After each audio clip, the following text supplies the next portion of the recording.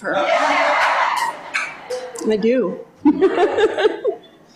Okay, now I am so excited. It always seems to work out that I am presiding when our next guest is speaking, and I think we make a great team. So please welcome me in joining our very own poet-rapper, Rabbi Rachel.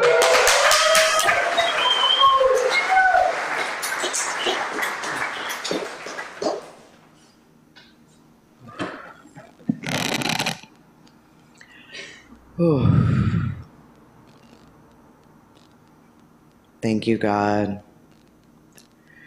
for allowing me to open my heart so that others may open theirs. I am powerful, I am capable, I am enough. Humbling words like, I appreciate the people that only come every 2 months when Rabbi Rachel is speaking. Very, very humbling phrase, you know what I mean? And to have that moment, I guess, of reflection sitting here, hearing people say that about you, thinking about this topic that I've been called to share about today, power and empower.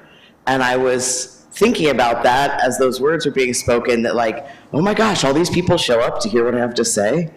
Like, that's pretty cool. I appreciate that. That wasn't a like, hey, applaud for me thing. It was more so like, whoa, with great power comes great responsibility. People show up to listen to what you have to say. Like, what is that? What is that power? What does it mean to be empowered? Is power energy, which can never be created nor destroyed? It can only return to where it came from or change form. Is power an illusion? I started thinking about that even just now. I have all these notes, and then, you know, these things come up and you start to think about them. But I'm like, what is power? And who gives us power? Because that's my mantra that I just said for you guys, that I am powerful, I am capable, I am enough. That is it right there for me. But it starts with that moment of empowering myself and recognizing that I have some sort of power. So what is that power? What is power? This is such a big word because I don't know that it can be defined. But when I try and break it down in its simplest form, when I think about calling in that power, right? I think about calling in the power that I have when I come to share today with people who show up just to hear what I have to say. Hey, little rhyme just in there. That didn't mean to happen. But that idea of power and empowering yourself, recognizing that power to me is that divine, universal energy, that breath, that God, that essence that we all share.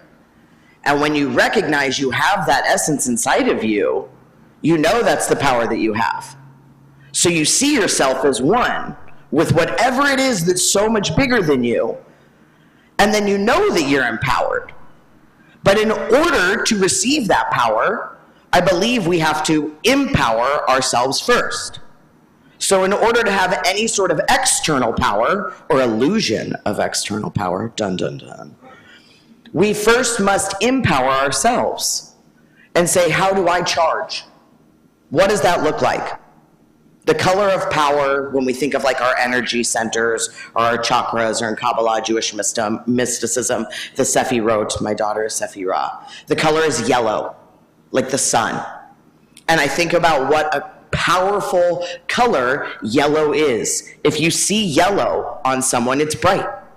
It stands out. You see it in the room. I think about where it lives in our body in terms of our gut and our digestive system, and the idea that our gut instinct is our intuition, which is our godly power, all reminding us that we have something inside of us that is bigger than our comprehension, that is more powerful than us. But recognizing that if we have that power inside of us, then we must be that powerful. If we have this creative energy, life force, the life that gives and the life that takes away, the energy that is, that I think is beyond our comprehension. The power that decides when we take our last breath and when we take our first. We have that power inside of us. But what does it look like to harness it? What does it look like to share it?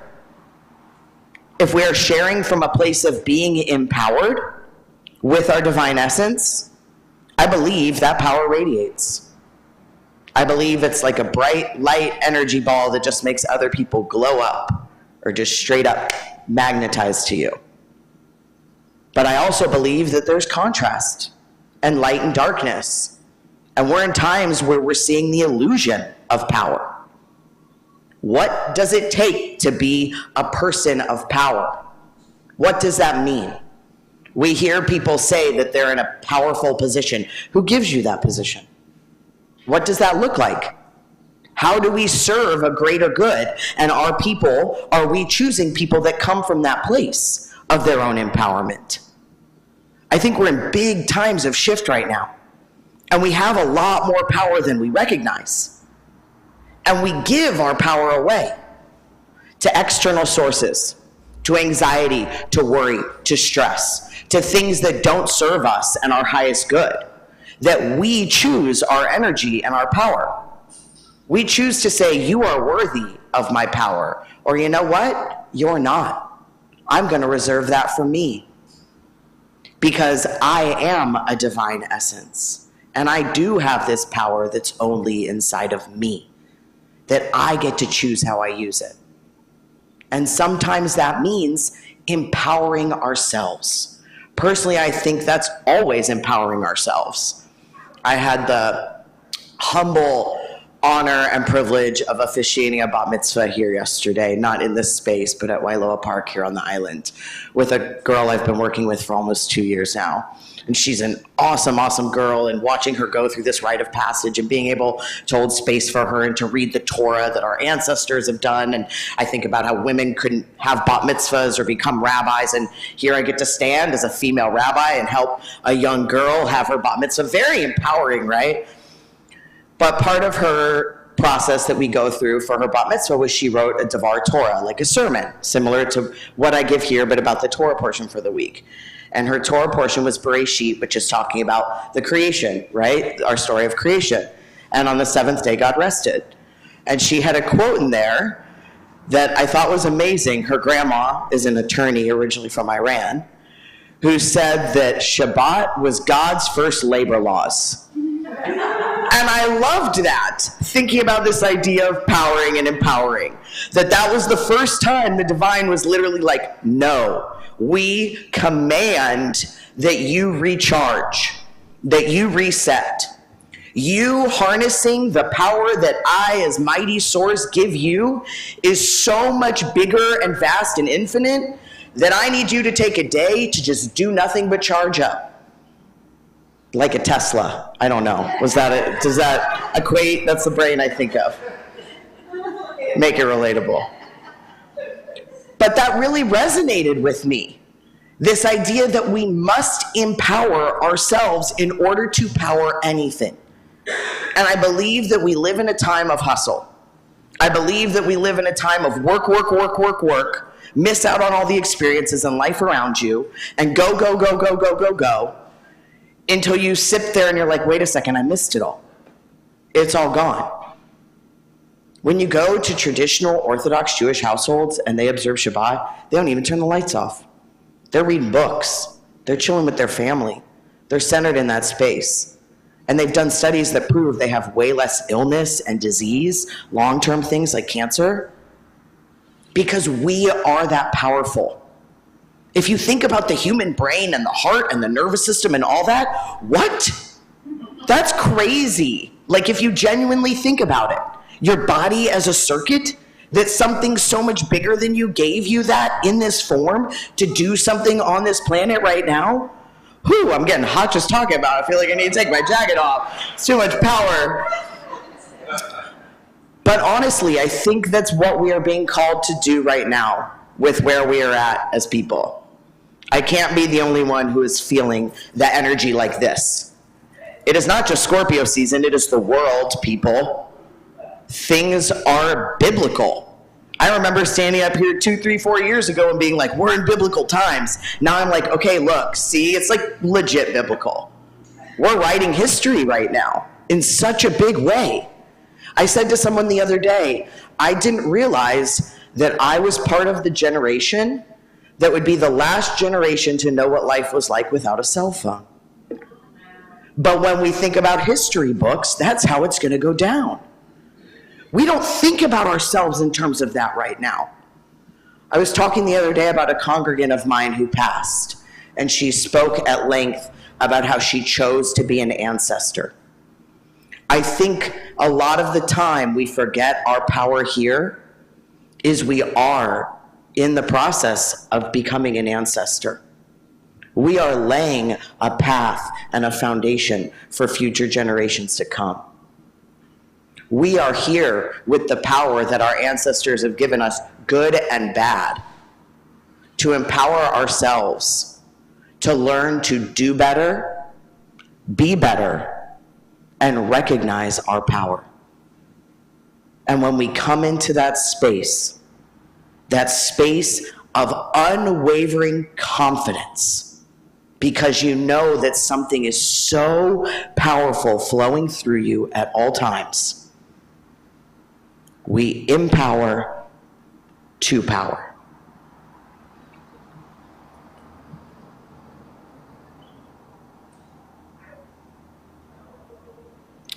I'm just going to go right into this.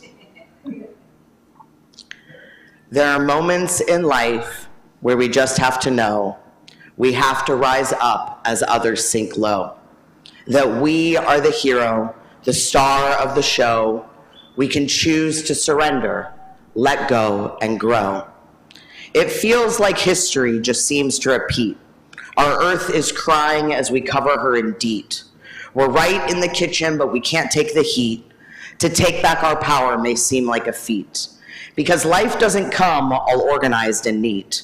Our brothers and sisters still sleep on the streets. We may want to hide or choose to retreat, but the darkness is what we must beat.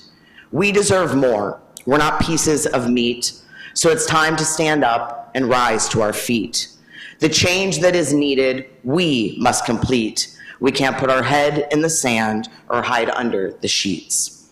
It seems like it's simple. It's just so plain to choose to think and use your brain. There's so much that toxic your energy can drain, but playing with the darkness, you can choose to refrain. The power is yours, your mind you can train. Choose to rise up, undo the pain. Let go of the guilt, the fear, and the shame.